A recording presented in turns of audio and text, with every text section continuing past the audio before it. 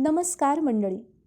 आपल्या आयुष्यात अनेकदा असं घडतं की आपण खूप प्रयत्न करतो पण यश मिळत नाही किंवा कधी-कधी अनपेक्षित संकटं येतात. अशा वेळेला आपण देवाला दोष देतो किंवा नशिबाला. पण समर्थ रामदास स्वामी आणि ब्रह्मचैतन्य गोंदवलेकर महाराज एका सुवर्णमध्याचा मार्ग सांगतात.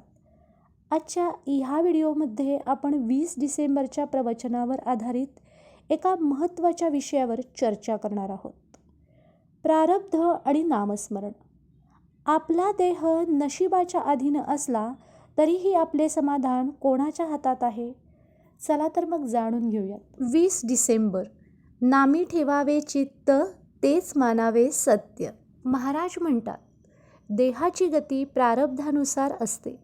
म्हणजे काय? तर जे आपण पेरले आहे तेच आपल्याला फळ म्हणून मिळते. अगदी भगवान श्रीकृष्णाचे सखे असूनही पांडवांना वनवास चुकला नाही. अत्यंत प्रिय भक्त असूनही सुदाम्याला गरिबी सोसावी लागली. याचा अर्थ असा की साधू संत असो वा सामान्य माणूस, शरीराला भोगावे लागणारे कष्ट हे प्रारब्धाने ठरलेले असतात. ते टाळणे कोणाच्याही हाती नाही. मग आपण काय करायचे? प्रवचनात एक खूप मोठे सत्य सांगितले आहे. प्रारब्धाने देहाची स्थिती आपण न पालटू द्यावी वृत्ती. शरीराला सुखदुःख होईल पण मनाची शांती ढळू देऊ नका. जसं ऊन सावली येते तसंच सुखदुःखही येतात.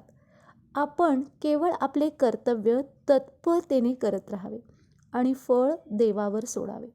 जर आपण मनाला नामामध्ये गुंतवले तर बाह्य संकटांचा परिणाम आपल्या अंतर्मनावर होत नाही. महाराज म्हणतात, जसा एखादा कंजूस माणूस आपले धन जपून ठेवतो तसं आपण नाम जपून ठेवावे. नामाविना केलेले इतर कोणतेही साधन शेवटी कष्टच देते. नाम हे सत्य आहे. कारण देह नाशवंत आहे. बुद्धी स्थिर ठेवण्यासाठी आणि वाईट विचारांना दूर सारण्यासाठी नामासारखे दुसरे अस्त्र नाही. लक्षात ठेवा, मुखात रामाचे नाव आणि हाती प्रपंचाचे काम हा सुखी होण्याचा खरा मार्ग आहे. मंडळी, आजच्या ह्या विचारातून आपण एकच गोष्ट शिकूयात. परिस्थिती आपल्या हातात नसेल पण प्रतिक्रिया आपल्या हातात आहे. आजचा मुख्य मंत्र, देह सोपवावा प्रारब्धावर, मन गुंतवावे रामावर. तुमच्या आयुष्यातील कठीण प्रसंगात नामस्मरणाने तुम्हाला कधी साथ दिली आहे का? कमेंटमध्ये नक्की सांगा. जर व्हिडिओ तुम्हाला आवडला असेल तर आपल्या पूजा अँड रुधो व्लॉग या चॅनलला आठवणीने फॉलो करा, लाईक करा, शेअर करा हा व्हिडिओ तुमच्या मित्रपरिवारासोबत. श्रीराम जय राम, जय जय राम.